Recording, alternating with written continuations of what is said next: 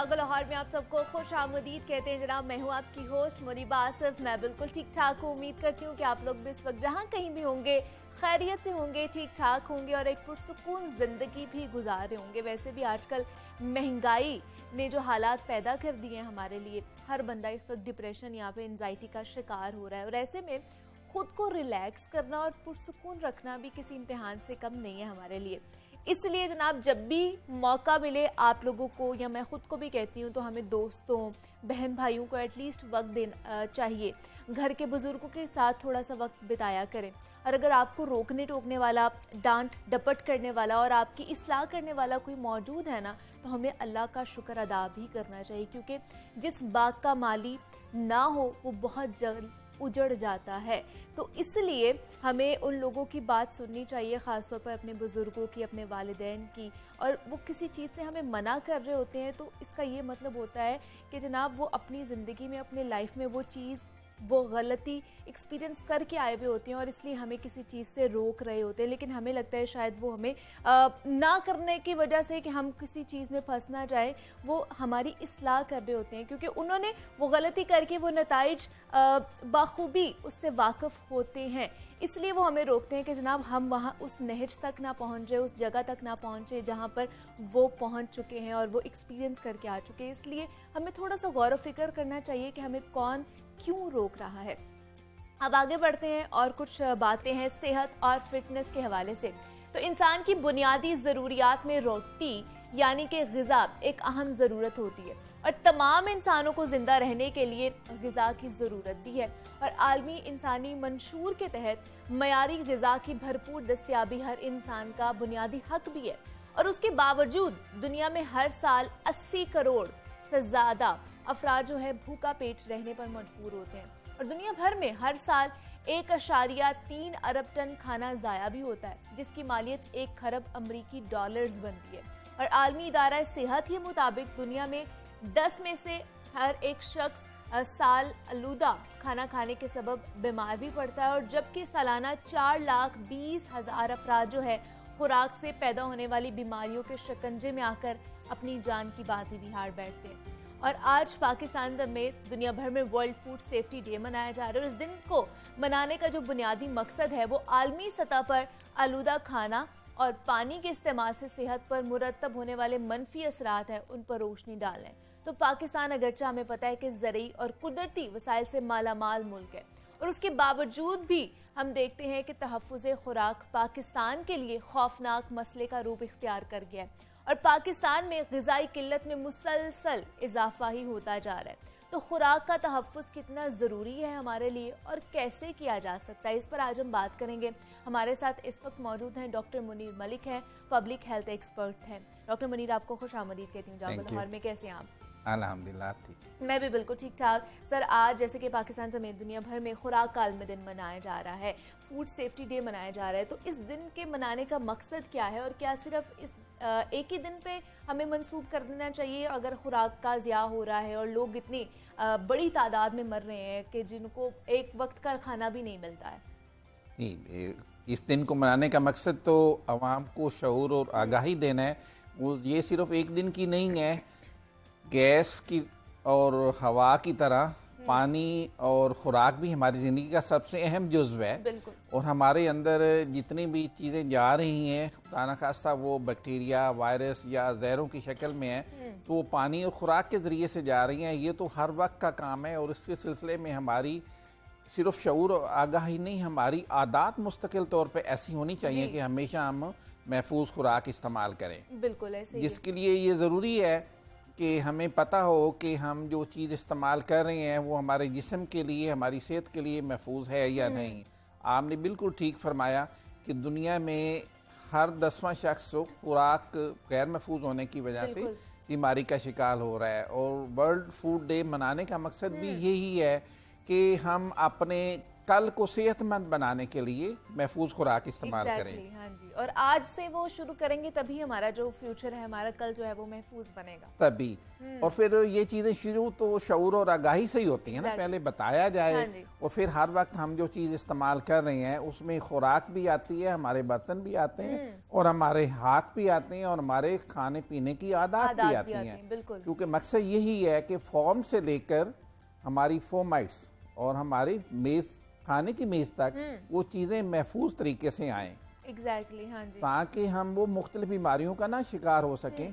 क्योंकि सालाना 33 मिलियन लोग खुराक की वजह से बीमारियों का शिकार हो रहे हैं और अगर माशी तौर पे देखा जाए तो सालाना 110 बिलियन अमेरिकन डॉलर का नुकसान और सिर्फ गैर महफूज खुराक की वजह से होता है।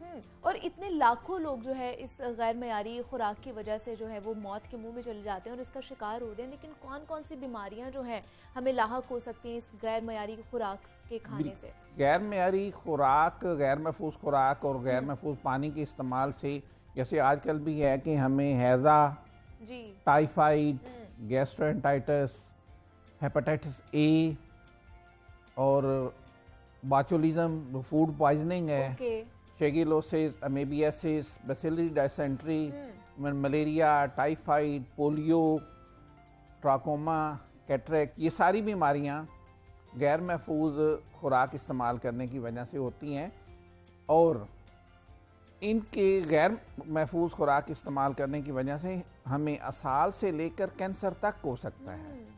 जो कैंट फूड्स हैं, जो उनमें स्टोरी है, जो केमिकल्स कैल्स हैं या हम जो इंसेक्टिसाइड इस्तेमाल कर सकें, वो कैंसर का भी बायस बन सकते हैं। लेकिन आजकल डॉक्टर साहब ये हर चीज़, जितने भी प्रिजर्वेटिव्स हैं या फिर जो डब्बा पैक फूड्स होते हैं, कैन में आते हैं, या आप वैसे भी फूड देख लें, सब्जियां, फालियां, बाकी चीज़ें, उनमें भी मिलावट है। दूध जो हम पीते हैं उसमें भी मिलावट की जाती है, बाकी मसाला जात में भी मिलावट की जाती है। तो फिर इसे किस तरह महफूज रखा जा सकता है? हम जी, इससे पहले सेफ्टी तो ये है कि हम फूड की सिलेक्शन में हम एहतियात करें कि हम जो फूड खाना ले रहे हैं या पानी ले रहे हैं वो महफूज हो, कि वो गला सड़ा ना हो, वो बासी ना हो और वो साफ हो फॉर्म से। फिर उसके बाद उसको साफ करना, सिर्फ खाने को साफ नहीं करना, खाने के जो हम इस्तेमाल कर रहे हैं हाथों की भी सफाई और बर्तनों की भी सफाई उसमें शामिल है। फिर खाने को अच्छी तरीके से पकाना, फिर खाने को अच्छे तरीके से महफूज करना, कि हम जो कच्चा खाना है उसको अलहदा महफूज करें, जो हमने प्रिजर्व करना है उसको अलहदा महफूज करें, उसको वक्त पे इस्तेमाल कर लें। अगर लंबे अरसे के लिए हमने उसको रखना है तो उसको हम फ्रीज करके बाद में इस्तेमाल करें और फिर गरम गरम इस्तेमाल करें। फ्रीज करने के बाद हमें फिर गरम करके उसको ठंडा नहीं होने देने चाहिए, उसमें ज़्यादा चांसेस होते हैं जरासीम के पैदा होने के। तो फिर ही हम इन चीज़ों से महफूज रख सकते हैं कि हम फॉर्म से लेकर अपने खाने की टेबल तक इन सब चीज़ों का ख्याल रखें। लेकिन हम तो इतना ख्याल रख सकते हैं ना कि अगर कोई चीज़ हमारे घर आई है उसको अच्छी तरह हम लोग धो के अच्छी तरह पका लें, जिस तरह डॉक्टर्स कहते भी हैं।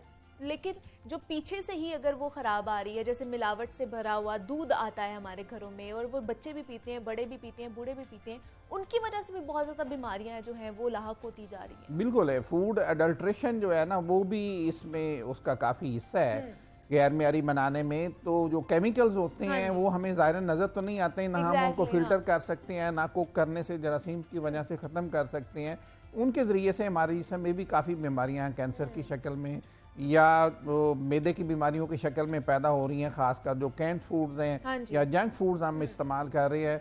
इवन ख़वातीन में जो इनफर्टिलिटी और पॉलीसिस्टिक ओवरीज हैं उनमें भी जंक फूड्स का और गैर मारी फूड्स का भी तल्लक है। अच्छा, मतलब ये इतना ज़्यादा बढ़ता जा रहा है। और आपने भी देखा होगा कि बच्चे भी आजकल ओबेसिटी का शिकार हो रहे हैं, शुगर का शिकार हो गए। मतलब छोटे छोटे बच्चे जिनको पहले हम हेल्दी देखते थे, अब वो इतनी संगीन बीमारियों का शिकार हो जाते हैं और इतनी मूजी बीमारियों का। लेकिन इससे बचाव कैसे मुमकिन बनाया जा सकता है? किस तरह, अगर हमारे घर पानी आलूदा आ रहा है, टैप वाटर कोई इतना नहीं होता कि हर कोई जो है वो बॉटल में जो बाहर से मिलता है वो अफोर्ड कर सके, अगर टैप वाटर आ रहा है तो उसको किस तरह महफूज बना? पानी के लिए हम ये कि पानी की हम उसको स्टोरेज को प्रॉपर बने और हम पानी उबाल के इस्तेमाल करें कि कम से कम उसमें जो वायरसेस हैं या बैक्टीरिया हैं वो ख़त्म हो जाएं। जो केमिकल्स हैं, अगर हम वो पानी हमारा जो वाटर सप्लाई का आता है सेकंड लेयर से आता है और मोस्टली ज़्यादातर वो महफूज होता है। लेकिन उसकी स्टोरेज में या उसकी ट्रांसमिशन में या जो पाइप्स अगर जंग आलूदा हो तो उससे लेड पॉइजनिंग भी हो सकती है, या आर्सेनिक पॉइजनिंग भी इंडस्ट्रियल एरिया में जो पानी है उसकी वजह से होती है। उसको हम महफूज बनाएं और साथ उसकी स्टोरेज हम बेहतर करें और साफ़ बर्तन में उसको पिएं। अच्छा। तो पानी के जरिए से जो फैलने वाली बीमारियां, खासकर जो हेपेटाइटिस ए है, हम उससे बच सकते हैं।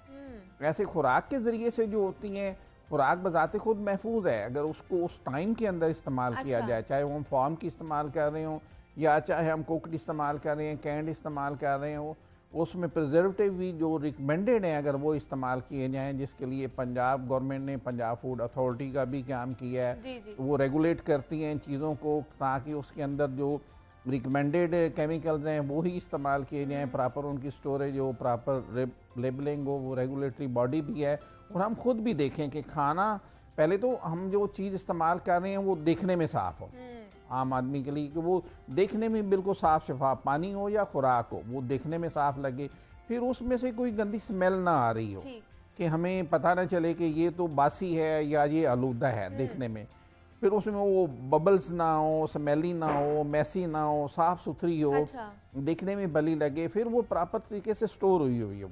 अगर ताज़ा इस्तेमाल बनी हो, ताज़ा इस्तेमाल हो तो हमारे अंदर फिर नहीं वो जरासीम जा सकते। अच्छा। फिर अगर हमने खुराक को घर में लंबे अरसे के लिए स्टोर करना है तो उसके लिए हम आप खुराक के पोर्शन बना के उसको फ्रीज कर रहे हैं।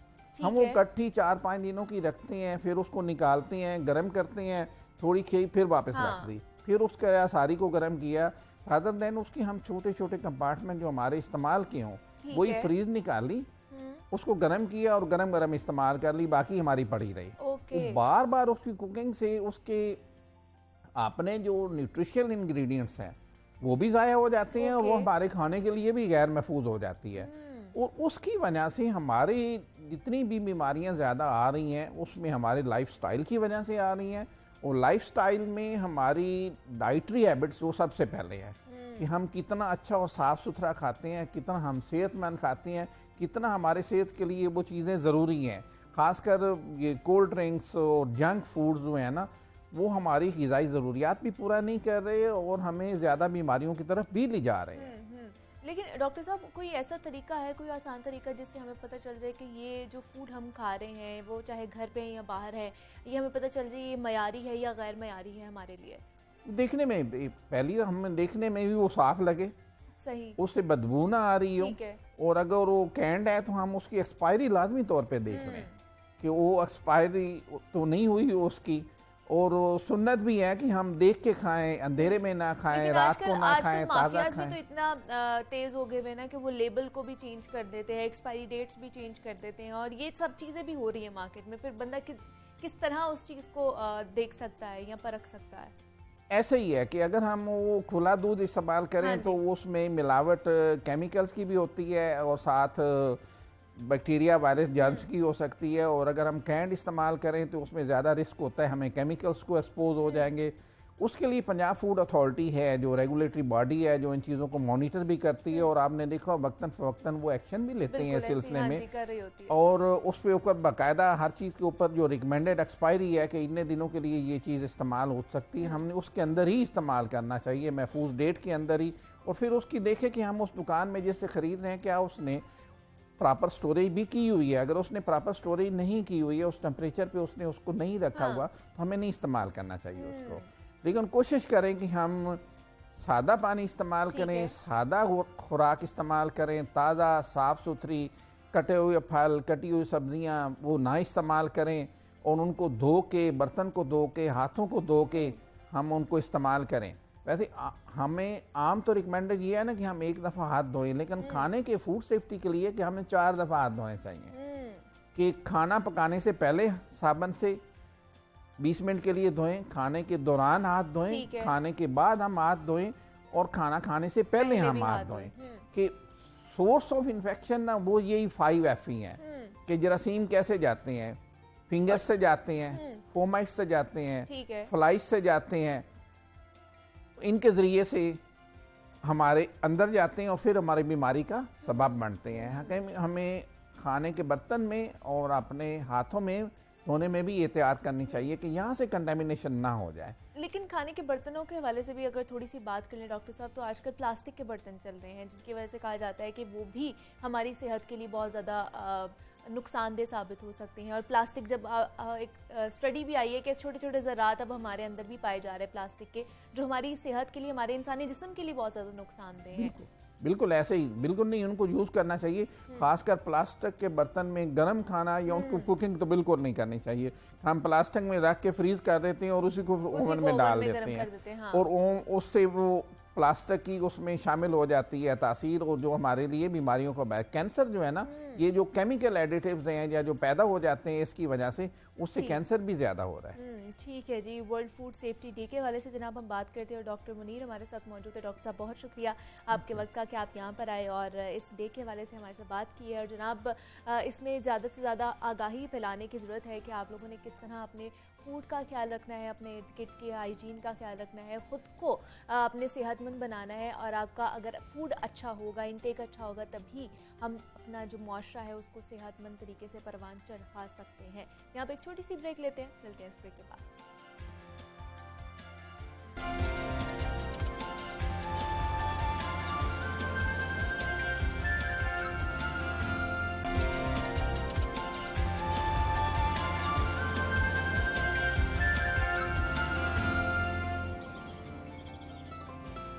वेलकम बैक टू जागो लाहौर। जनाब अब कुछ बात हो जाए समाजी रवैयों के हवाले से, तो अल्लाह रब्बुल इज़्ज़त ने अपने बंदों को बड़े खूबसूरत और मोतबर रिश्तों के हिसार में घेर रखा है, जो उसकी ज़िंदगी को मज़ीद खूबसूरत बना देते हैं। और ये अनमोल रिश्ते सिर्फ आम हालात में ही नहीं, बल्कि कड़े और मुश्किल हालात में भी एक दूसरे का सहारा और बाइसे तक़वियत होते हैं।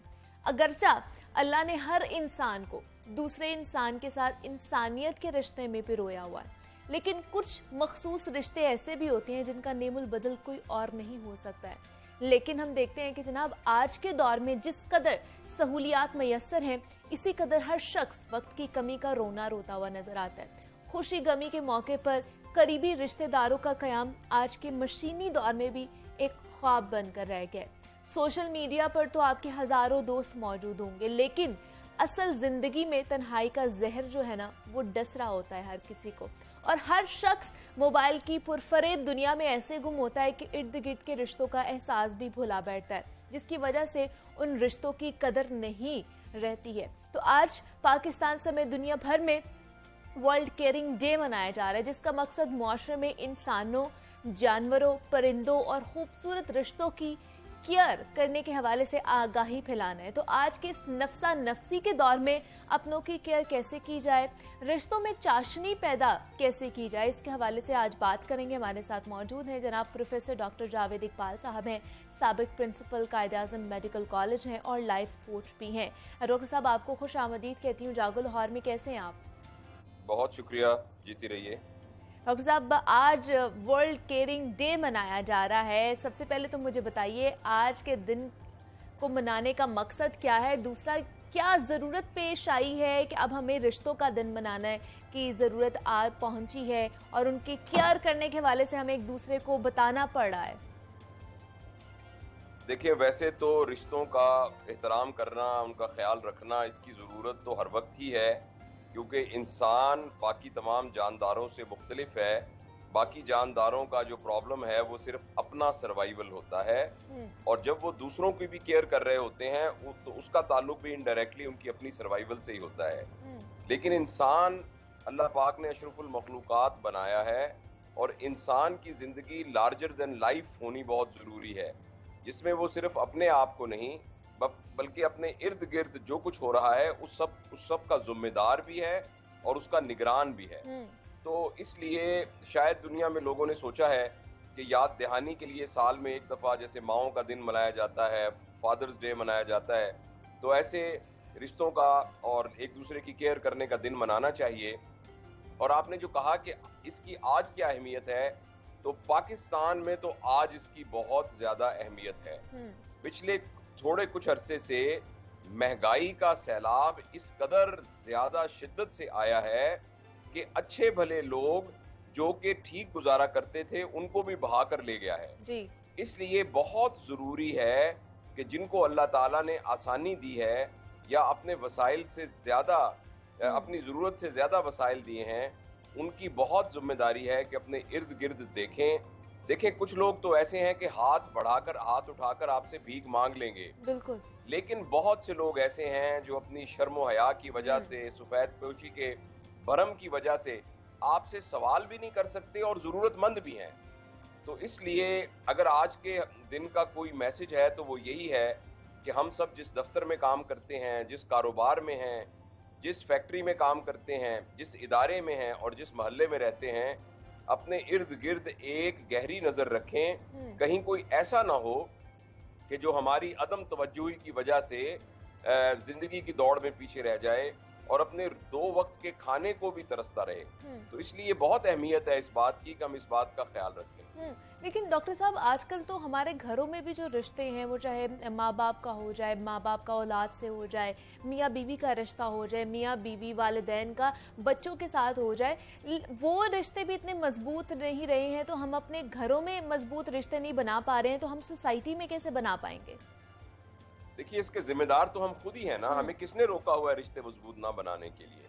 जब जिंदगी के अंदर हमारी वैल्यू सिस्टम चेंज होता है, वैल्यू सिस्टम का मतलब ये होता है कि हमारी जिंदगी में किस चीज की वैल्यू है, इसका तायुन हम खुद करते हैं और हमारा मुआशरा तय करता है। तो ये तो हमें खुद देखना चाहिए कि जिंदगी में अहमियत किस चीज की है। बदकिस्मती से पिछले 30-40 सालों में हमने अपने सारे वैल्यू सिस्टम को पैसे की कसरत के साथ अटैच कर लिया है। पैसे का होना बहुत जरूरी है। पैसे की मौजूदगी में आप बहुत खैर का काम कर सकते हैं और आप अपनी जरूरियात को पूरा कर सकते हैं और माशरे की जरूरियात को पूरा कर सकते हैं।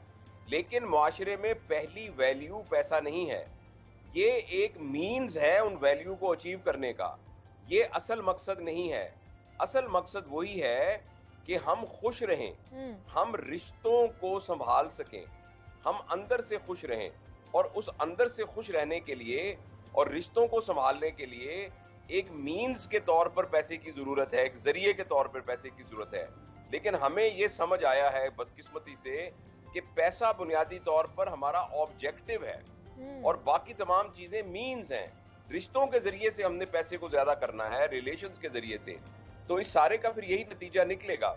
अगर पैसों की कसरत की बुनियाद पर हम अपने माशरे की बुनियाद डालेंगे तो हमारे कनेक्शंस बहुत ज्यादा होंगे मगर हमारे रिलेशंस नहीं होंगे। हमें इंफॉर्मेशन बहुत मिलेगी मगर हम नॉलेजेबल नहीं होंगे और हमें आसानियां बहुत मिलेंगी मगर हम खुश नहीं होंगे। तो ये तो हमारी अपनी चॉइस है। तो इसका फैसला तो हर फर्द भी कर सकता है। इसके लिए तो वो किसी मुआशरे के पूरे रवैयों का मोहताज नहीं है। हम में से हर शख्स अगर इस बात का फैसला कर ले कि मैंने हफ्ते में एक दफा जाकर मेरे अजीज रिश्तेदार जो किसी और घर में या मोहल्ले में रहते हैं, मुझे उनसे मिलने के लिए जाना है, तो कोई टेक्नोलॉजी और कोई चीज हमें नहीं रोक रही। तो हमें अपने रिश्तों को खुद ही संभाल कर रखना है। लेकिन डॉक्टर साहब, इसी जिस तरह पैसे की हम बात करें कि इसको हमने अपना सब्जेक्टिव बना लिया हुआ है कि हमने इसके इर्द गिर्द ही अपनी सारी चीज़ें इससे मंसूब कर दी में कि हमारे पास पैसा होगा तो हम खुश रह सकते हैं शायद ज़िंदगी में। और इसी पैसे की वजह से एक एलिमेंट की वजह से हमारे घरों में बहुत ज़्यादा लड़ाई झगड़े भी हो रहे हैं आजकल। जिस तरह महंगाई बढ़ती जा रही है, लोग डिप्रेशन, एंजाइटी का भी शिकार होते जा रहे हैं और 2-2 नौकरियां भी करनी पड़ रही हैं उन लोगों को, जिसकी वजह से घर में जो है बदमज़गी रहती है, लड़ाई झगड़े रहते हैं और एक दूसरे का फिर ख्याल भी नहीं रहता। तो बस इस सब के लिए हमें खुद ही कुछ करना पड़ेगा ना। अगर हमारा घर गंदा है, फर्ज करें फिजिकली गंदा है, कपड़े बिखरे पड़े हैं, मट्टी पड़ी हुई है, जाले लगे हुए हैं, तो उसको कौन ठीक करेगा? मैं और आप ही ठीक करेंगे ना। तो जिस तरीके से घर के फिजिकल डायनामिक्स को हमें सोच समझ कर मिलजुल कर ठीक करना है, तो इसी तरीके से जो हमारा ये मुआशरती और जो रिश्तों का डायनामिक्स है, अगर ये बिगड़ा हुआ है तो उसको एक तरफ से ठीक करना शुरू कर दें। तो इसके लिए किसी कानून की जरूरत तो नहीं है, किसी किस्म की असेंबली से बिल तो पास होने का हमें इंतजार नहीं करना। तो हम में से इनफरादी तौर पर हर शख्स को गौर करना चाहिए और अपनी जिंदगी की एक प्रायोरिटी लिस्ट बनानी चाहिए और देखना चाहिए कि मेरी जिंदगी में किन चीजों की अहमियत है और जिन चीजों की अहमियत है उसको उसके बकदर ही हमें वक्त भी देना चाहिए और अपनी एनर्जी भी उस पर लगानी चाहिए। लेकिन डॉक्टर साहब हमारे रिश्तों से एहसास जो है ना वो ख़त्म होता जा रहा है। हमारा ये होता है कि अगर नेक्स्ट पर्सन हमारे से हमारा हाल चाल नहीं पूछ रहा, हमारे बारे में, हमारी ज़िंदगी के बारे में नहीं पूछ रहा, तो हम भी नहीं पूछेंगे। और सालों साल इसी तरह गुजर जाते हैं कि हम एक दूसरे से नाराज़ रहते हैं, एक दूसरे से सलाम लेना या हाल चाल पूछना भी गवारा नहीं करते हैं। तो हम ऐसा ना करें, बस जो चीज़ गलत है उसको गलत को छोड़ दें। अगर किस तरह इस चीज़ को एड्रेस किया जा सकता है फिर? देखिए ना, आप सिगरेट पीती हैं, अगर कोई शख्स सिगरेट पीता है और वो कहता है सिगरेट पीनी बहुत बुरी आदत है, मैं इसको कैसे एड्रेस करूं? तो उसको एड्रेस करने का तरीका ये है कि उसको बस छोड़ दें, अपने आप को समझाएं, अपने आप को बताएं कि ये गलत चीज है, उसके लिए मेंटोरिंग तलाश करें। तो माशरे में जो भी गलत रवैये हैं, जो भी इनफरादी तौर पर गलत रवैये हैं, उन गलत रवैयों को अपने तौर पर जज करें और उसके बारे में फिर एक फैसला करें कि मैंने क्या करना है। बुरी आदतों को हटाने के लिए हमेशा कोशिश करनी पड़ती है, जद्दोजहद करनी पड़ती है, परसिस्टेंट होना पड़ता है, किसी मेंटोर को तलाश करना पड़ता है। तो जैसे फर्ज करें आप सुबह नहीं उठते जल्दी जल्दी और आप कहते हैं कि भी सुबह उठना जल्दी और अच्छी बात है और ये आदत आप अपनाना चाहते हैं, तो आप कहें बताएं हम कैसे अपनाएंगे। उसका तरीका ये कि सुबह उठ जाएं, अलार्म लगा लें, सबको घर वालों को कह दें कि मुझे सुबह जगा दें, अगर मैं ना उठूं तो मेरे ऊपर पानी डाल देना, और उठ के जाना शुरू कर दें। एक दिन आपको दिक्कत होगी, दूसरे दिन थोड़ी सी और होगी, फिर आहिस्ता आहिस्ता आप आदत बन जाएगी। तो उसी तरीके से माशरे में जितने भी गलत रवैये हैं, अगर हमें लगता है कि हम अपने रिश्तों को संभाल नहीं पा रहे हैं, तो सबसे पहले तो इसका एहसास होना जरूरी है। उसके बाद उसको संभालना शुरू कर दें बस, और उस पर मेहनत करें और परसिस्टेंट रहें, तो आप ठीक हो जाएंगे। लेकिन ये जो चाशनी है हमारे रिश्तों की, ये ख़त्म होती जा रही है, जिसकी वजह से दूरियां पैदा हो जाती हैं। और ख़ास तौर पर आपने देखा होगा कि आज के ज़माने में वालिदैन और बच्चों के दरमियान बहुत ज़्यादा दूरी पैदा होती जा रही है। वो सोशल मीडिया की वजह से हो जाए, वो गैजेट्स की वजह से हो जाए, एक कम्युनिकेशन लेवल जो है वो कम होता जा रहा है, जिसकी वजह से शायद जो केयर है वो भी वैसे नहीं होती है जैसे पहले ज़माने में हम देखा करते थे। तो बेटा मैं यही तो अर्ज कर रहा हूँ आपसे कि जो जो चीजें गलत हैं, जो जो चीजें नहीं हो रही, उनको करना शुरू कर दें। इसका कोई अलग से ऐसा कोई इंजेक्शन तो नहीं है ना कि कोई हमें लगा देगा इंजेक्शन तो हम केयर करना शुरू कर देंगे। अगर हम ये केयर नहीं कर रहे, अगर हमारे मुआशरे में ये कम हो रही हैं, तो हम इसको ठीक करना शुरू कर दें। हम ठीक करना शुरू कर देंगे तो ये ठीक होनी शुरू हो जाएगी। हमने खुद ही खराब किया है ना। पुराने जमाने में लोग एक दूसरे से मिलते थे, एक दूसरे का ख्याल रखते थे, तो हम भी वही ख्याल रखना शुरू कर दें। लेकिन आजकल तो डॉक्टर साहब हमने सोशल मीडिया पर और इस तरह की चीजों पर अपने रिश्ते ढूंढना शुरू कर दिए हैं कि जिन तो हमें लगता है शुरू कर दिए हैं। तो क्यों ढूंढना शुरू कर दिए हैं? उसको छोड़ दीजिए। जिस चीज को हम गलत समझते हैं उसको छोड़ना शुरू कर दीजिए। अब किसी ने मुझे कोई जबरदस्ती डंडा दे के तो नहीं कहा हुआ कि ये मोबाइल 24 घंटे में अपने हाथ में रखूं। तो अगर मैं आप जैसे आप कह रही हैं और किसी को भी अगर ये एहसास है कि मुझे जो है सोशल मीडिया में लिमिट करना चाहिए अपने एक्सपोजर को, तो वो लिमिट कर ले बस। अपने ऊपर एक पाबंदी लगाएगा तो उसके फायदे उठाएगा, और अगर वो उसी रॉ में बहता रहेगा तो उसका वही नुकसान होगा जो कुछ हो रहा है। और ये हमें इन फ्यूचर अगर इस चीज़ को ना देखा जाए और अगर ये रिश्ते इसी तरह दूर होते जाएंगे, तो आपको क्या लगता है क्या क्या चीज़ें हमें हमारे लिए नुकसानदेह साबित हो सकती है? जी, इंसान के अंदर ऐसे ऐसे नफ्सियाती प्रॉब्लम्स अराइज कर जाएंगे कि जो कि इंसान को डिप्रेशन और लोनलीनेस और खुदकुशी तक ले जा सकते हैं, और ये हमें मुआशरे में नजर आ रहा है। आप देख रहे होंगे कि अब इवन बच्चों के अंदर चाइल्डहुड डिप्रेशन, चाइल्डहुड एंजाइटी। एक बच्चा मेरे पास माँ आई, उसका एक छोटा सा बच्चा था और वो 3 साल का बच्चा था, और कहता था मामा मैं बोर हो रहा हूँ। तो ये बोर होना बच्चों का प्रॉब्लम तो नहीं था, ये तो मतलब बड़ों का प्रॉब्लम था। तो बच्चे भी ये बोर होना शुरू हो गए। इसका मतलब ये है कि जो जिंदगी की खूबसूरतियां हैं वो हमने इस आर्टिफिशियल लाइफ की वजह से बच्चों से भी छीनना शुरू कर दिए हैं। तो इसके लिए एक तो है इसका गिला करते रहें कि ये हो रहा है, ये हो रहा है, लेकिन खुद मैं अपने ऊपर पाबंदी लगाऊं, आप अपने ऊपर पाबंदी लगाइए। आप कम कर दीजिए स्क्रीन का इस्तेमाल, मैं भी कम कर दूं स्क्रीन का इस्तेमाल, और जब मैं कम करूंगा तो मेरे बच्चे, मेरे ग्रैंड चिल्ड्रन और मेरे घर के मुताल्लिकीन जो हैं वो भी इसको कम कर देंगे। तो इस तरीके से ही मुआशरे में तब्दीली आई। बिल्कुल ऐसे ही है। लेकिन डॉक्टर साहब, बहुत सी चीज़ें हैं जो हम देखकर भी इग्नोर कर देते हैं। मतलब हमारे टेबल पर रात को अगर बैठे हुए हैं डिनर करने, तो हमारे माँ बाप के हाथ में भी गैजेट्स होंगे, बच्चों के हाथ में भी गैजेट्स होंगे, और हम एक दूसरे से बात करना भी गवारा नहीं करते हैं। और ये बहुत प्रैक्टिस जो है आम होती जा रही है, जितने भी घर अब ये चीज़ें देख रहे हैं। तो इसको किस तरह, एक तो हम उससे किनारा कशी कर ले, ये आपने बिल्कुल दुरुस्त कहा है कि हम खुद ही अपने ऊपर पाबंदी लगाएंगे तभी ये चीज़ें हो सकती हैं। लेकिन हमें पता है ये चीज़ हमारे लिए नुकसानदेह है, और हमारे जो गैप आता जा रहा है, दूरी आती जा रही है, फिर भी हम उस चीज़ को बार करते ही जाते हैं। तो बेटा ये नहीं करना चाहिए ना। देखो, ये तो हमारी अपनी चॉइस है कि मैं, एक कोयला पड़ा हुआ है, मैं उस कोयले को बार बार पकड़ी जा रहा हूं और उससे मेरा हाथ जल रहा है।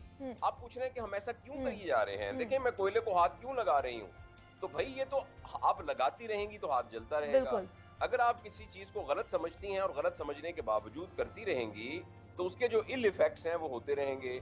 और अगर आप अकल के साथ, अपने फहम के साथ और शऊर के साथ ये गौर करेंगे कि मेरे लिए क्या अच्छा है, क्या अच्छा नहीं है, और जो अच्छा नहीं है उसको तर्क करेंगे और जो अच्छा है उसको इख्तियार करेंगे।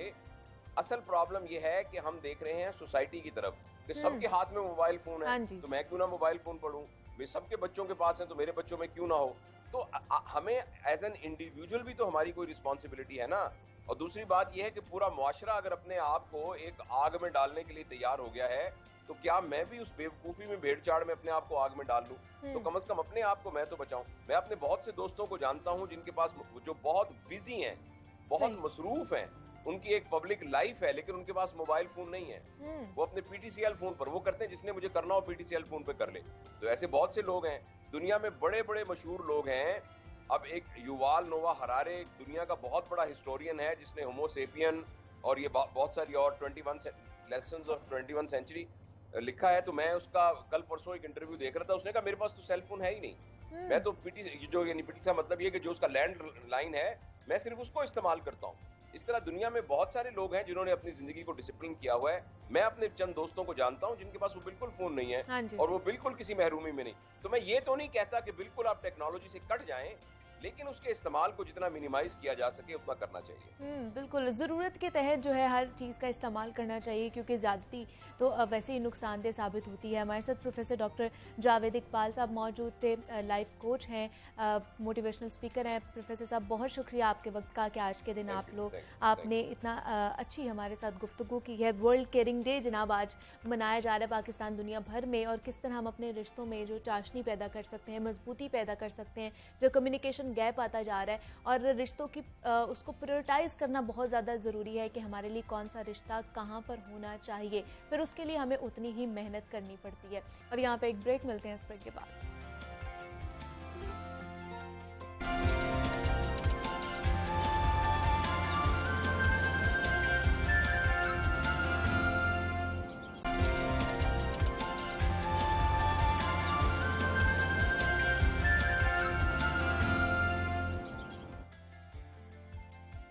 वेलकम बैक टू जागो लाहौर। जनाब, ब्रेक से हम वापस आ चुके हैं और सेगमेंट है हमारा लाहौर की दुनिया, जिसमें हम लाहौर और लाहौरियों के मसाइल डिस्कस करते हैं। और आजकल लाहौर समेत तमाम पाकिस्तानियों का सबसे बड़ा मसला है महंगाई का। और पाकिस्तान में चूंकि हर चीज़ के निर्ख पेट्रोलियम मसनूआत के गिर्द ही घूमते हैं, इसलिए जब भी पेट्रोलियम मसनूआत में इजाफा होता है तो महंगाई का एक नया तूफान आ जाता है। और हालिया 10 दिनों में होने वाले 60 रुपए फी लीटर इजाफे की वजह से महंगाई का जिन ऐसा बेकाबू हुआ है कि आवाम की कमर टूट कर रह गई है। और एक जानिब पेट्रोल की कीमतें आसमान को छू रही हैं, तो दूसरी तरफ शहर में पब्लिक ट्रांसपोर्ट ना होने के बराबर है। तो आखिर आवाम सफ़र करे तो कहाँ करे और कैसे करे? ट्रांसपोर्ट किरायों में होने वाले इजाफे ने भी जीना मुहाल कर रखा है। लेकिन अब वज़ीर आज़म शहबाज शरीफ ने लाहौरियों को एक खबरी सुनाई है कि उन्होंने मेट्रो बस में टिकट का निर्ख आधा करने का ऐलान कर दिया है, और किरायों में कमी कुछ खास औकात में की जाएगी। तो किरायों में कमी कौन कौन से पब्लिक ट्रांसपोर्ट पर की जा रही है और किन किन औकात में इस हवाले से की जाएगी, बात करेंगे हम। हमारे साथ इस वक्त मौजूद है मोहम्मद शबीर हैदर जफर है, नुमाइंदा लाहौर न्यूज़ है। शबीर, आपको खुश आमदीद कहती हूँ जागो लाहौर में। कैसे हैं आप? मैं ठीक, अल्लाह का शुक्र। आपने? मैं भी बिल्कुल ठीक ठाक। लेकिन हमारी जो आवाम है वो बिलबिला उठी है, इतनी महंगाई हो चुकी है। और जो पेट्रोलियम मसनूआत की कीमतों में भी आपको पता है कि 60 रुपये इजाफा हुआ है सिर्फ एक हफ्ते के दौरान। और अब जो है किरायों में भी इजाफा हो गया है, तो ये एक तो आवाम को सफरी सहूलत ऑलरेडी मिल ही नहीं रही है, क्योंकि 1.5 करोड़ से भी ज़्यादा आबादी है जो यहाँ पर रहती है, और उनके पास सफरी सहूलत जो आसानी से उन्हें मिल जाए पब्लिक ट्रांसपोर्ट होने के ना होने के बराबर है। तो किस तरह ये टैकल किया जाएगा? महंगाई बढ़ती जा रही है, और दूसरे ये खुशखबरी के बारे में भी जानेंगे, ये एलानिया ही है या इस पर कोई अमल दरामद भी होगा?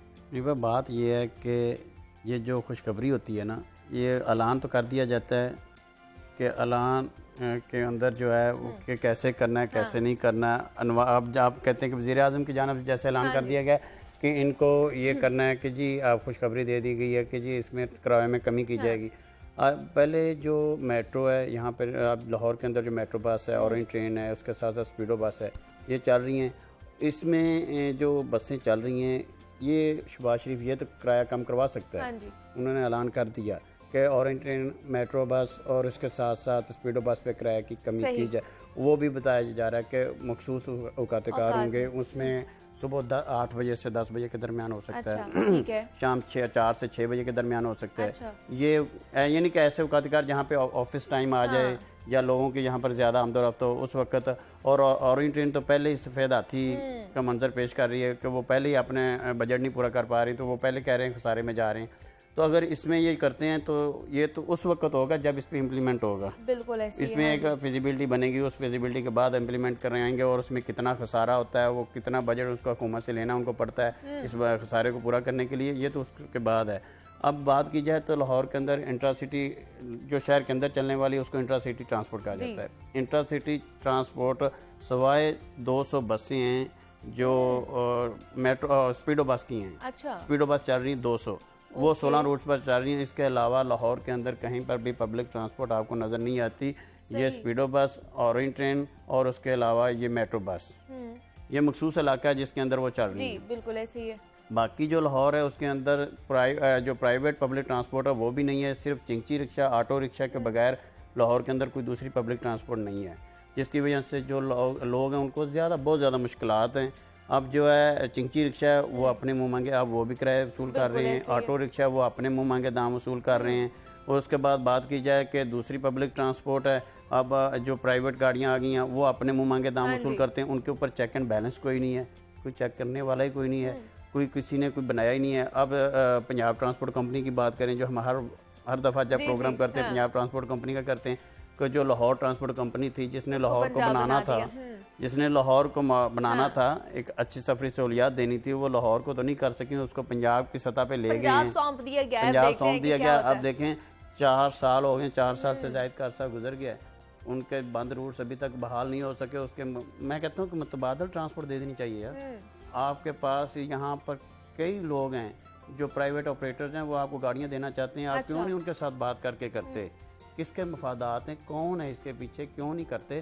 क्योंकि अवाम को सफरी सहूलियात चाहिए, जैसे मर्जी करें, ये हुकूमत का काम है, ये अदारों का काम है, जो अदारे बनाए जाते हैं उनका काम है कि उसके ऊपर इम्प्लीमेंट करवाना। दूसरी बात ट्रांसपोर्ट आ जाती है इंटरसिटी ट्रांसपोर्ट, जो एक शहर से दूसरे शहर में जाती है। जैसे आप कहते हैं कि लाहौर से दूसरे शहरों में जाने के लिए अब एक हफ्ते के अंदर 60 रुपए पेट्रोल की कीमत बढ़ी है, तो उसमें तमाम ट्रांसपोर्टर्स ने, मुख्तलिफ ट्रांसपोर्टर्स ने, किसी ने कुछ किराया बढ़ाया, किसी ने कुछ बढ़ाया, तकरीबन कुछ 500 से 600 रुपए तक का किराया बढ़ाया गया एक हफ्ते के अंदर। अब बात यह है कि जो हैं डी क्लास बस स्टैंड, अच्छा, वो तो लॉ में आता है कि ये वो डी रेगुलेट हैं, वो जितना उनका पेट्रोल की कीमतें और जिस तरह की वो सहूलत दे रहे हैं वो किराया बढ़ा सकती हैं। ठीक है। और उसके बाद दूसरे आ जाते हैं सी क्लास, जहाँ पे होता है कि non AC bus. Non AC के लिए महकमा ट्रांसपोर्ट बाकायदा नोटिफिकेशन करता है कि इनका पेट्रोल की कीमत अगर बढ़ी है तो इतना किराया बढ़ाया जाए। सही, ठीक है। पेट्रोलियम मसनूआत की कीमतों के साथ उसका मुआवजा किया जाता है ऑपरेशन के साथ। अच्छा। कि पर किलोमीटर कितने पैसे बढ़ाए जाएंगे, पर किलोमीटर कितने रुपए बढ़ाए जाएंगे, उसके हिसाब से वो किराया जो है महकमा ट्रांसपोर्ट सेक्रेटरी बाकायदा नोटिफिकेशन करता है। ये 2018 से महकमा ट्रांसपोर्ट की जानिब से किराया नहीं बढ़ाया गया। ठीक है। अब जब महकमा ट्रांसपोर्ट की जानिब से किराया नहीं बढ़ाया जाता तो जो सी क्लास है, जो नॉन एसी हैं, वो उसको आप गैर कानूनी भी कह सकते हैं। हाँ। चाहे वो अपने मन माने खुद यानी कि कीमतों में इजाफा करते हैं, उसको आप जो मर्जी शक्ल दे दें, या वो कि अपने ट्रांसपोर्ट को चलाने के लिए वो अपने किराया बढ़ाते हैं। अब 2018 से 2022 अब आ गए, अभी तक महकमा ट्रांसपोर्ट की जानब से सी क्लास बस स्टैंड जिनका किराया महकमा ट्रांसपोर्ट के जुम्मा में आता है कानून के मुताबिक कि वो जब पेट्रोल की कीमत बढ़े तो उसको किराए को बढ़ाए, जब कम हो तो किराए को वापस करे, कम होना चाहिए, ये नहीं किया गया।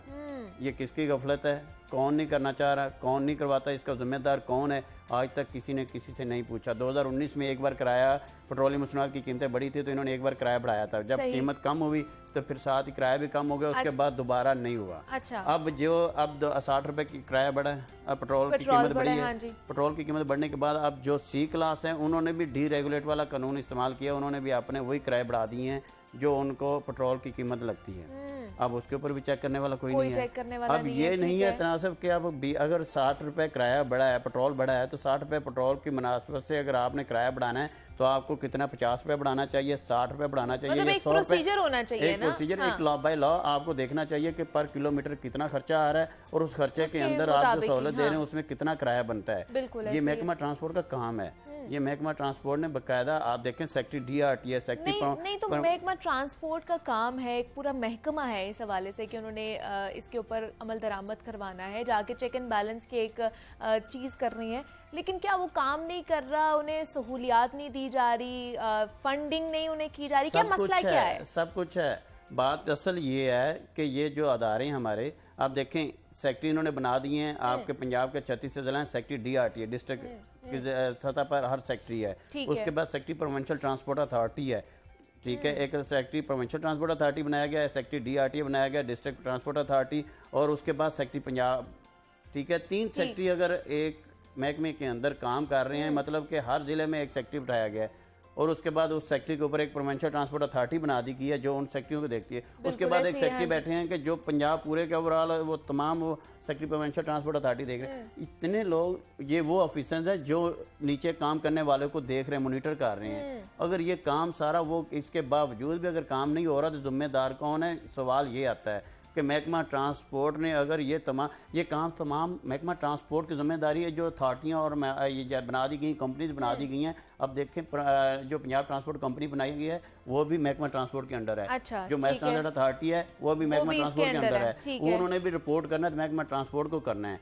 महकमा ट्रांसपोर्ट ने आगे फंडिंग करवानी है। जो भी कोई प्रोजेक्ट आना है तो वो महकमा ट्रांसपोर्ट के सेक्रेटरी को भिजवाया जाएगा, सेक्रेटरी आगे से वो आगे भेजेगा, फिनांस को भेजेगा, कैबिनेट को भेजता है, जो भी भेजता है मंजूरी लेने के लिए जो भी प्रोसेस होगा उन्होंने करना है, ट्रांसपोर्ट अथॉरिटी। अब बात ये आ जाती है कि जैसे मैस ट्रांसपोर्ट अथॉरिटी बनाई गई उसके साथ साथ पंजाब ट्रांसपोर्ट कंपनी, इनको जम कर दिया जाता।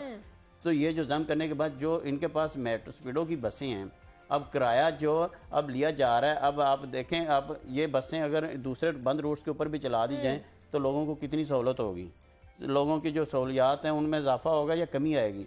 ऑब्वियसली कमी आएगी, ठीक है। जो मुश्किलात हैं वो कम होगी, सहूलियात ज्यादा होंगी। अब बात ये आ जाती है कि ये कंपनीज और अथॉरिटीज को एक नहीं करना, अवाम की अलग अलग काम कर रहे होते हैं और वो एक पेज पर ही नहीं आ रहे होते हैं। ट्रांसपोर्ट कंपनी है, वहाँ पे जो स्टाफ काम कर रहा है वो फ्यूल ले रहे हैं। अच्छा, सारे पैसे भी ले रहे हैं, फ्यूल मैं कहता हूँ कि फ्यूल की मद में जो पैसे लिए जा रहे हैं वो कहाँ जा रहे हैं? जिनको फ्यूल दिया जा रहा है, इतने बैठे हैं दफातर के अंदर लोग जो काम कर रहे हैं, जिनको उन्होंने ओहदों में बैठाया हुआ है, जनरल मैनेजर के लेवल पे, DM है, जितने भी ऑफिसर्स बैठे हैं उनके लिए कौन काम करने वाला है? उनको जो तनख्वाहें जा रही हैं किसके पैसों से जा रही हैं? किसका टैक्स कटौती हो रही है? ये अवाम की हो रही है। ये पिछले 4.5 साल तकरीबन हो गए, 4 साल से ज़ायद का अरसा गुजर गया है, अभी तक आप काम नहीं करवा सके कि एक बस नहीं आप चला सके एक रूट के ऊपर लाहौर के अंदर। ये लाहौर का हाल हो चुका है। और उसके बाद जो लोग हैं जिन्होंने बेचारों ने 20 रुपये में सफ़र करते थे वो आज 500 रुपये में सफ़र कर रहे हैं रिक्शे में जाके, जिन्होंने 20 रुपये का सफ़र होता था, जिनके बच्चे अगर कार्ड ले जाते थे, जिनको एक स्टूडेंट कार्ड दिया जाता था, सीनियर सिटीजन को फ्री कार्ड दिया गया था, उनको फ्री सफरी सहूलियात थी, वो अब उनको कई जगह जाना पड़ता है तो प्राइवेट गाड़ी पे जाते हैं तो कम अज कम 400 से 500 रुपये बिल्कुल सही है। और ये अवाम के ऊपर बोझ पड़ रहा है और ये एक्स्ट्रा बोझ जो है हमारे ऊपर पड़ रहा है। और हमें आप हुकूमत जो है कहती तो है कि रिलीफ देना है, लेकिन समझ नहीं आता कि कहाँ से रिलीफ मिल रहा है। हमारे साथ हाजी तनवीर खान मौजूद हैं, ज्वाइन किया है उन्होंने, चेयरमैन है पाकिस्तान ट्रांसपोर्ट काउंसिल के। सर बहुत शुक्रिया आपके वक्त का कि आपने वक्त दिया हमें। सर पेट्रोलियम मसनूआत की कीमतें जैसे ही बढ़ती हैं वैसे ही पब्लिक ट्रांसपोर्ट के किरायों में भी इजाफा हो जाता है, प्राइवेट जो ट्रांसपोर्ट है उनके किराए में भी इजाफा हो जाता है, लेकिन ये सारा बोझ जो है ये अवाम को बेयर करना पड़ा है। अवाम करे तो क्या करे? बिस्मिल्लाहिर्रहमानिर्रहीम जी, ये गवर्नमेंट की ना जो पॉलिसी पॉलिसियां हैं जी। उसी का हम भुगत रहे हैं। जब भी गवर्नमेंट जाती है तो डॉलर जो है ना जी वो ऊपर चला जाता है। ये हमें आज तक नहीं समझ आया कि ये क्यों होता है कि अब गवर्नमेंट गई तो 20 रुपए डॉलर और हमारा जो रुपया वो नीचे आ गया। जब गवर्नमेंट जाती है डीजल और पेट्रोल की शामत आ जाती है, ये बढ़ जाते हैं। दूसरे नंबर पे इन्होंने एक एलटीसी बनाई थी लाहौर ट्रांसपोर्ट जी। कंपनी, अब वो पंजाब ट्रांसपोर्ट कंपनी बन गई। लाहौर का सत्यानाश किया, अब ये पंजाब पूरे का सत्यानाश करेंगे। इनको दिया गया था टास्क, ये सिर्फ बसें चलाएंगे। इनको इन्फोर्समेंट दे दी, इनको बेशुमार जो कमाई के जराए थे वो सारे इनको दे दिए, लेकिन ये फिर भी कुछ ना कर सके। इनको हमने कहा कि जी अगर आप कुछ नहीं कर सके, ये पिछली दफा जब एक मैडम थी यहाँ पे सीओ, तो हम अक्सर जो है ना वो उनके साथ बात करते थे। आखिर ये चली गई गवर्नर साहब के पास बात। गवर्नर साहब को भी हमने कहा जी इनको पूछे, वो बसें जो चल के अपने टायरों पे गई हैं उनको स्क्रैप बना दिया और अरबों रुपया मेरे मुल्क का जो है वो इन्होंने काट के स्क्रैप बना के भट्टियों में जला दिया। इनको कोई पूछने वाला है? किसी ने नहीं पूछा। गवर्नर साहब उनके मुंह को देखते रहे, किसी ने नहीं पूछा। उसके बाद कोई जवाब नहीं दिया गया। अब उसके बाद हमने इनको कहा, बेशुमार प्रोग्राम किए, दुनिया न्यूज ने वो रिकॉर्ड किया, लाहौर रन पे वो आए, फिर लाहौर न्यूज में आए, लेकिन किसी ने उस पर कोई अमल नहीं किया, कुछ नहीं किया। सिर्फ क्या किया कि गाड़ियां जो है ना उनको और मुराद लाहौर ट्रांसपोर्ट कंपनी से पंजाब ट्रांसपोर्ट कंपनी बना दी। ये उनकी तरक्की जरूर चाहती, लेकिन अवाम के लिए कुछ नहीं किया। अब इतना महंगा पेट्रोल कौन बाहर लाएगा? लेकिन सर ये ट्रांसपोर्ट के किराए किस प्रोसीजर के थ्रू बढ़ाए जाते हैं, ये हमें बता दें आप। ट्रांसपोर्ट के किराए ज़ाहिर है जी, ये जब सिर्फ पेट्रोल अगर बढ़ेगा तो साथ ही इसके किराए भी बढ़ा दिए जाएंगे। जब डॉलर बढ़ेगा, गाड़ी जो है ना हाँ वो जी। 50 लाख की 1 करोड़ पे चली जाएगी तो क्या करेगा? इनके टैक्स, इनका बेशुमार सारी चीजें बाहर से मंगवानी है। पाकिस्तान में तो कुछ बन नहीं रहा, ये तो सारा कुछ बाहर से मंगवा रहे हैं। बाहर से पेट्रोल भी जाहिर है पाकिस्तान में है, लेकिन निकालना नहीं है। पाकिस्तान में कोई करने वाला नहीं है काम। जो भी हुकूमत आती है वो अपना ही सोचती है, वो अपना चेयरमैन लगा देती है। ये एलटीसी पे चेयरमैन गवर्नमेंट का जो उस वक्त की गवर्नमेंट थी मियां शहबाज शरीफ की, वहां पे उस वक्त ख्वाजा अहमद हसन साहब थे। उसके बाद आ गई वो ब्यूरोक्रेसी के भत्ते चढ़ गई। अब जो है फिर किसी गवर्नमेंट का कोई ना कोई सीईओ आ जाएगा, उसको तो पता ही नहीं है, उसने तो कभी ट्रांसपोर्टर ही की हो। तो फिर ये किसी ट्रांसपोर्टर को लगाना चाहिए यहाँ पे, फिर उससे पूछना चाहिए कि भाई आपको जो है ना ट्रांसपोर्ट चलाने के लिए चेयरमैन बनाया गया था कि मजे लेने के लिए कि आप चाइना का दौरा करें, आप तुर्की का दौरा करें, वहां पे जाके आप मौज मस्तियां करें। तो ये इनका लेकिन सर आप लोग क्या कर रहे हैं? अगर अवाम का सोचना है, हुकूमत अगर नहीं करी तो आप लोग क्या कर रहे हैं अवाम के लिए? कुछ रिलीफ आप लोग दे रहे हैं? आप लोग भी तो किराए उतना ही बढ़ा रहे हैं ना? नहीं जी, मैं चला देता हूँ। आप मुझे आप इनसे ना इजाजतनामा ले दे, मैं चला के दिखाता हूँ। मुझे सिर्फ एक रूट दे दे। अगर एक लाहौर का रूट वो सारे पाकिस्तान के लिए एग्जाम्पल नहीं होगा तो फिर मुझे बताना। ठीक है जी। हाजी तनवीर खान साहब, चेयरमैन पाकिस्तान ट्रांसपोर्ट काउंसिल, हमारे साथ मौजूद थे और अपना मौक़िफ़ आपने पेश किया है। सर बहुत शुक्रिया आपके वक्त का। शबीर, आपने भी सुनी गुफ्तगू पूरी हाजी तनवीर साहब की कि उन्होंने कहा है कि हमें अगर सौंप दिया जाए तो हम इसको बेहतर करके दिखा सकते हैं, लेकिन हर कोई यहाँ पे अपनी मनमानी चला रहा है। अगर हुकूमत की तरफ देखते हैं, हुकूमती इदारोों की तरफ देखते हैं तो वो कुछ करते हुए नज़र नहीं आ रहे, लेकिन जैसे ही दूसरी जानिब देखते हैं तो किराए भी बढ़ा दिए जाते हैं और मन मर्जियाँ की जा रही होती हैं। तो फिर एट द एंड जो दोनों की टस्सलबाजी में अवाम पे सरी होती है, तो इस चीज़ को किस तरह हम टैकल कर सकते हैं? क्या क्या इकदाम करने की ज़रूरत है? फिर अब बात ये नहीं कि ये सबसे बड़ी जिम्मेदारी जो है वो महकमा ट्रांसपोर्ट की, सेक्रेटरी ट्रांसपोर्ट की आती है। इन तमाम इश्यूज़ को सॉल्व करवाना, उनके लिए इकदाम करना उनकी जिम्मेदारी है। वो चाहे पंजाब ट्रांसपोर्ट कंपनी से करवाएं, वो चाहे सेक्रेटरी DRTA से करवाएं, वो चाहे जिससे मर्जी करवाएं, वो चाहे कारपोरेशन से करवाएं, जिससे भी करवाएं। सेक्रेटरी ट्रांसपोर्ट का काम है कि वो पंजाब सतह पे उन्होंने ये मुश्किलात जो आवाम को आ रही हैं उसको कम करना है। जो इंटरसिटी बस ट्रांसपोर्ट है वो एक शहर से दूसरे शहर में, लाहौर से तो वो करेंगे और उसके बाद दूसरे शहर में जाते तो वहाँ पर उनका सेक्रेटरी बैठा है, सेक्रेटरी DRTA जो डिस्ट्रिक्ट सतह पे एक सेक्रेटरी बैठाया हुआ है, उसका काम है कि वहाँ के अवाम के लिए मुश्किलात कम होनी चाहिए, उनको सहूलियात दी जाएँ। ये तमाम जो दारो मदार है, ये इकदाम करने का काम है वो सिर्फ है सेक्रेटरी ट्रांसपोर्ट का। उसके बाद आ जाता है पंजाब के, आप आते हैं शहर लाहौर के अंदर कि शहर लाहौर के अवाम को जो मुश्किलात आ रही, 1.5 करोड़ से ज़ायद की अवाम है, उसके लिए क्या इन्होंने किया। मैं कहता हूँ कि 4.5 साल हो गए हैं, 4 साल से ज़ायद का अरसा गुजर गया है, लाहौर के अंदर एक बस भी नहीं चल सकी। नहीं, जो पहले वाली चल रही हैं वही चल रही हैं, उसके अलावा कोई नहीं। और जो चल भी रही हैं क्या वो भी अप टू मार्क है? नहीं, ऐसा कुछ भी नहीं है। वही जो स्पीडो बस की 16 रूट चल रहे हैं, 200 बसें हैं वो चल रही हैं। जो LTC पहले जिसको लाहौर ट्रांसपोर्ट कंपनी कहते थे, उनके रूट जो 19 रूट चल रहे थे, उनके ऊपर 400 बसें थीं। 2012 में उनके ऊपर 400 बसें थी। अल बराग कंपनी थी जिसके साथ मुआहदा हुआ था, 172 उनकी बसें थी, 228 बसें प्राइवेट ऑपरेटर्स की थी। ये 2017 में 5 साल का मुआहदा खत्म हुआ। 2017 के बाद फिर 3 साल का मुआहदा हुआ। अब जब ये मुआहदा कर रहे हैं आप 3 साल का, उसके बाद आप देख रहे हैं कि बसों की लाइफ कम हो गई है। ठीक है, बसें खत्म होती जा रही हैं, बसों को रिपेयर करना है, किसने करवाना है? ये ट्रांसपोर्ट कंपनी का काम था। लाहौर ट्रांसपोर्ट कंपनी जो सर्विस दिलवा रही थी, जो तमाम मुआहदे कर रही थी, और जिन्होंने अफसर वहाँ पे तमाम CO रखे हुए थे, उसके बाद नीचे GM रखे हुए थे, DGM है, जो खुद फ्यूल ले रहे हैं और घर में गाड़ियाँ चला रहे हैं, जिनको फ्री फ्यूल दिया जा रहा है। आप 200-200 लीटर 500-500 लीटर फ्यूल दे रहे हैं, उनको मोबाइल दिया जा रहा है, अवाम के टैक्स, और उनके घर पे LTC के मुलाजिम काम कर रहे हैं उनके घरों में। तो मैं ये कहता हूँ कि कौन जिम्मेदार है? जो फ्री का फ्यूल और फ्री का टेलीफोन खर्चे जा रहे हैं, जो लाखों की तादाद में ये तनख्वाहें भी तो ले रहे हैं, तनख्वाहें भी ले रहे हैं और मरात लैद हैं, मरात लैद हैं, और गाड़ियाँ फ्री दी गई हैं।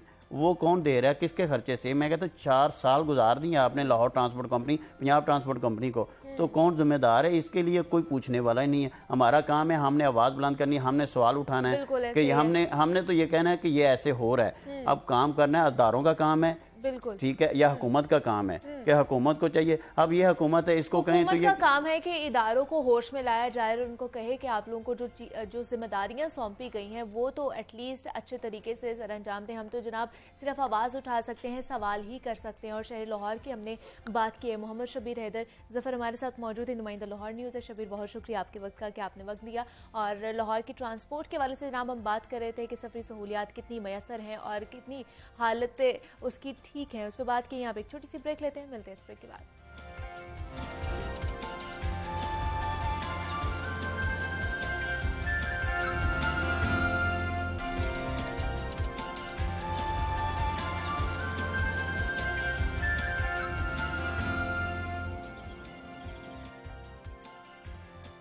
वेलकम बैक टू जागो लाहौर। जनाब, अब कुछ बात हो जाए घरेलू उमूर के हवाले से, तो जून का महीना आते ही ना हमारे मुल्क में बजट की धूमधाम शुरू हो जाती है। और ये बजट दरअसल मुल्क की माली पॉलिसी होती है। आमदन कहाँ से और कितनी होगी और खर्च कहाँ पर करनी है और किस तरह करनी है, ये सारा कुछ देखा जाता है बजट में। और हमारा घर भी मुल्क की एक इकाई है जिसमें एक मखसूस बजट होता है। लेकिन हम देखते हैं कि जनाब बहुत से घरेलू अखराजात की तकमील के लिए बहुत इंतज़ार करना पड़ता है कि कब हमें तनख्वाह मिलेगी और कब हमारी ज़रूरियात पूरी होंगी।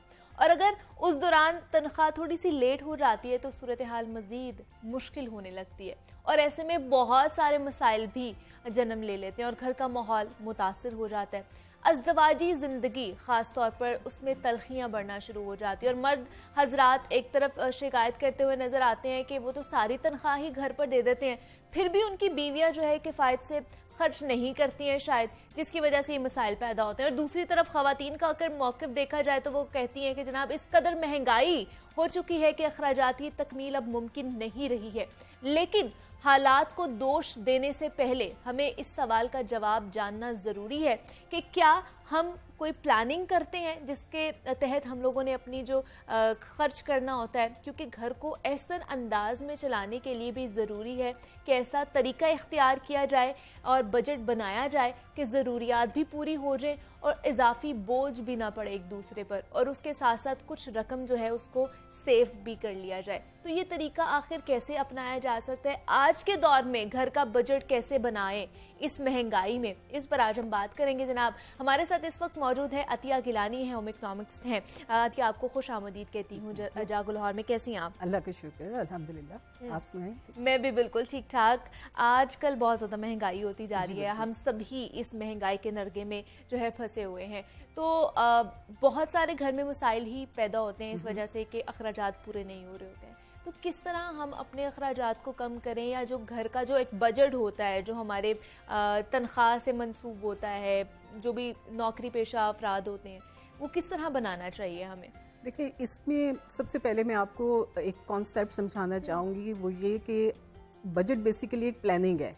जितनी आपकी इनकम है, हाँ जी, और जितनी आपकी नीड्स हैं, उनको प्लान करने का नाम है। ठीक है।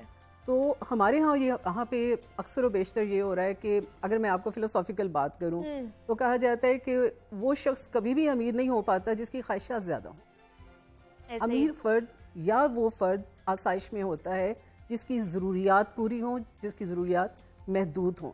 तो हमें बजट बनाते हुए सबसे पहले एक जो टाइट स्क्रूटनी आजकल के हालात के बारे में करनी पड़ेगी, that is what is need, what is luxury. सही। जब तक आप उस चीज़ में नहीं करेंगे तो फिर वो जो आपने बात की कि मियाँ बीवी के दरमियान इख्तलाफ होता रहेगा, वो वक़ाल शायर के दुनिया ने तेरी याद से बेगाना कर दिया, तुझसे भी दिल फरेब है गम रोज़गार के। तो वो रोज़गार जो है वो आपके लिए एक बर्डन बनता चले जाएगा। आई नो दैट जो आजकल के हालात हैं इसमें कोई मिरेकल नहीं किया जा सकता। There is international phenomena. आपकी पूरी दुनिया में अमेरिका से ले के जितनी आपकी डेवलपिंग कंट्रीज़ हैं उन सब में ये एक बजट हाइक या प्राइस हाइक जो है, कीमतों का उतार चढ़ाव जो है वो आया हुआ है।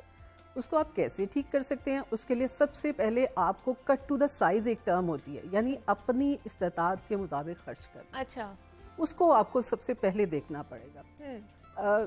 कानून कुदरत है, नेचर्स लॉ है कि जब भी हम किसी चीज़ के ऊपर बहुत ज़्यादा अपनी लिमिट्स एक्सेस कर जाते हैं तो नेचर हमें खुद ब खुद वापस उसी ब्रैकेट के अंदर ले आती है। बिल्कुल ऐसे। आई थिंक ये जो कोविड की टर्म थी जिसकी वजह से महंगाई आई है, हमारी लाइफ में बहुत ज़्यादा एक फेक आर्टिफिशियल लाइफस्टाइल जो है हम अडॉप्ट कर चुके थे। डाइनिंग आउट हो रही है, हम जंक्स की तरफ जा रहे हैं, हम सारा उन चीज़ों को बहुत तेज़ी के साथ। इसी तरह से हमारे यहाँ लग्जरीज बहुत ज़्यादा आ चुकी हैं। हमें लगता है कि वो नेसेसिटी, इतनी लग्जरीज आ चुकी हुई हैं कि हमें लगता है समटाइम्स अगर आप उसे रियलिस्टिकली उसका जायज़ा लें तो आपको यूँ लगेगा कि जैसे वो आपकी नेसेसिटीज़ हैं।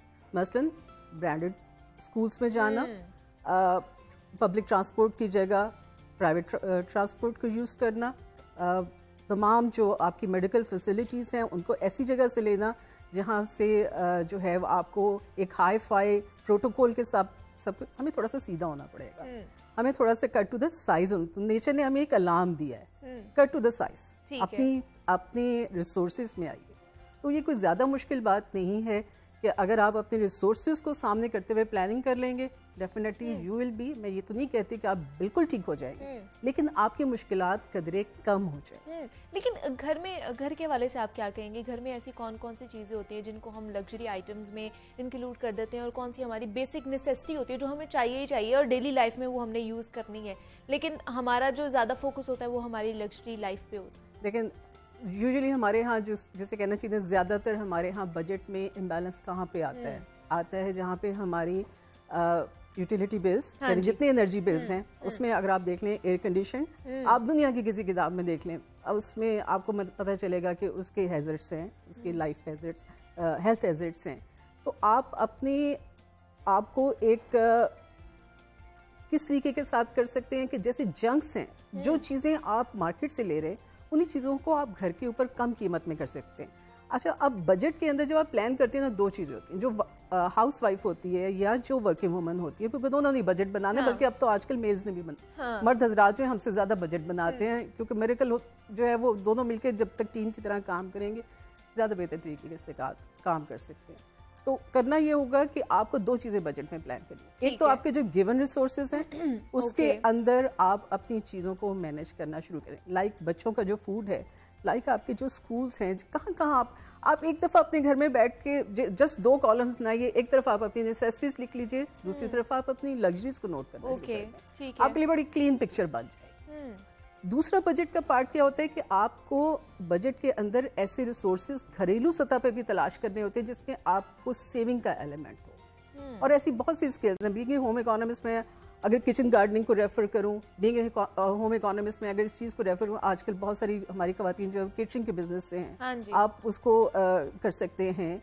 आप बच्चों में अगर वेस्ट के अंदर एक 13 साल का या 12 साल का बच्चा ये सोचता है कि मुझे इंडिपेंडेंट होना है, तो हमारा बच्चा ये क्यों सोचता है कि मुझे 18 या 20 इयर्स तक जो है हम मेरे पेरेंट्स जो है मुझे फीड करेंगे, मुझे at the nick of the time मुझे जो है मैं ब्रांड का नाम नहीं लेना चाहती लेकिन मुझे फलां जगह से आइसक्रीम आ जाएगी, मुझे वहाँ से पैसा मिल जाएगा। हमें इन चीज़ों को रियलिस्टिकली बच्चों को करना पड़ेगा। नेचर ने हमें कॉल दे दी है, अगर हम नहीं करेंगे, पहले हमारी हेल्थ मुतासर हुई है, अगर हम नहीं करेंगे तो हमारी जिसको कहना चाहिए जो घरेलू सतह के ऊपर हमारा बजट है या घरेलू सतह पे हमारी रिलेशनशिप, क्योंकि बजट का डायरेक्टली कंसर्न जो होता है वो आपकी मेंटल हेल्थ के साथ बिल्कुल ऐसी है। हाँ जी। तो वो कहते हैं क्राइसिस तो है। मैं उससे ये नहीं कहूँगी बिल्कुल भी अपने सुनने वालों को कि आप को मैं ये कह रही हूँ कि क्राइसिस नहीं, क्राइसिस तो है, लेकिन इसमें निकलने से दो तरीके हैं। एक तो ये कि हम इसको अपने सर पे सवार कर लें, थोड़ा टीवी चैनल्स में आपके टीवी चैनल के नहीं इनका ज़रूर देखें, लेकिन थोड़ी सी न्यूज़ को उधर कम फोकस करें। समटाइम्स हमारे यहाँ जो है वो चीज़ों को बहुत हाईलाइट किया जाता है और उसकी जगह एक सर्वाइवर, क्योंकि लाइफ जो है, दुनिया जो है वो एक सर्वाइवर की होती है। आप अपनी सर्वाइवल टेक्निक बेटर कर लें, आप अपनी कोपिंग टेक्निक बेटर कर लें, और वो सर्वाइवल आपका पैसे इकट्ठे करने से नहीं होगा, यहाँ से होगा, आपकी मेंटल हेल्थ से लेकिन होगा। ये पैसों की वजह से ही जितनी महंगाई बढ़ती जा रही है, लोग डिप्रेशन का शिकार हो रहे हैं, एंजाइटी का शिकार हो रहे हैं। बिल्कुल आपने मतलब खुद ही मेरी बात का आंसर दे दिया। मुझे बताइए डिप्रेशन होता क्यों है? इसलिए कि आपकी जो ख्वाहिश होती है या जो आपकी जो एक सोच सा होता है कि मैं यहाँ तक पहुँचूंगी, आप वहाँ तक नहीं पहुँच पाते। नीड तो आपकी पूरी हो रही है, नीड तो हम सारे तमाम लोग घर से खाना भी खा के आ रहे हैं, तमाम हमारी नस्ल।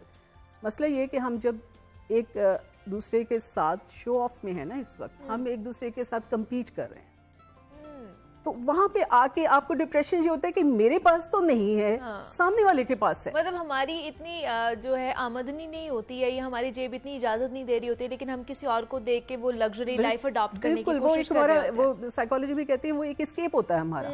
हमें वो बड़ा एक डे ड्रीमिंग की तरह से, कि आपने ड्रामा देखा उसमें वो लाइफस्टाइल देखा। मैं अपने स्टूडेंट्स से भी ये अक्सर कहा करती हूँ कि देखें लाइफ जो है ना, उसमें ऐसा नहीं होगा कि अचानक एकदम सब कुछ आपको आपके हाथ में दे दिया। फर्स्ट स्टेप जो होता है वो हमेशा जमीन से उठता है। तो जितनी रियलिस्टिक डिप्रेशन के लिए उस वक्त हो सकती है जितना आप रियलिस्टिक हो। अगर आप बहुत ज़्यादा अपने आप को एक फॉल्स गोल्स अपने रखे हुए होंगे तो डेफिनेटली आपको डिप्रेशन होगी।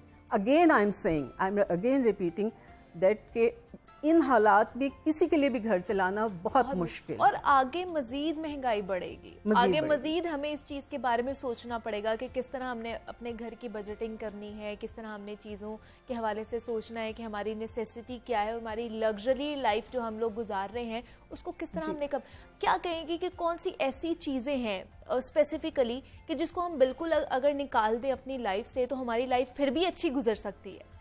लेकिन उसमें सबसे पहले मैं बच्चों के रेफरेंस से आऊंगी, सबसे पहले जंक फूड निकाल दीजिए, आपको बहुत सारा बजट बच जाएगा। काफी सारा जंक फूड निकाल दीजिए, अपनी वार्डरोब को रीअरेंज कीजिए। हमारे पेरेंट्स होते थे, आई थिंक आप खुद अच्छी तरह आप याद होगा आपको भी, कि उनके पास एक लिमिटेड जो बाहर जहाँ जाना है, फिर हमारा जो फीस्ट का हम सोशलाइजेशन के कायल हैं, हमारी सबसे ज़्यादा जो एक्स्ट्रावेगेंस, जो सबसे ज़्यादा हमारे यहाँ अखराजात होते हैं वो वेडिंग्स पे। एग्जैक्टली। अगर किसी आम सी मिडिल क्लास फैमिली ने किसी वेडिंग पे जाना है तो उसका जो पिछले कई सालों का बजट है उस वेडिंग में लग जाता है।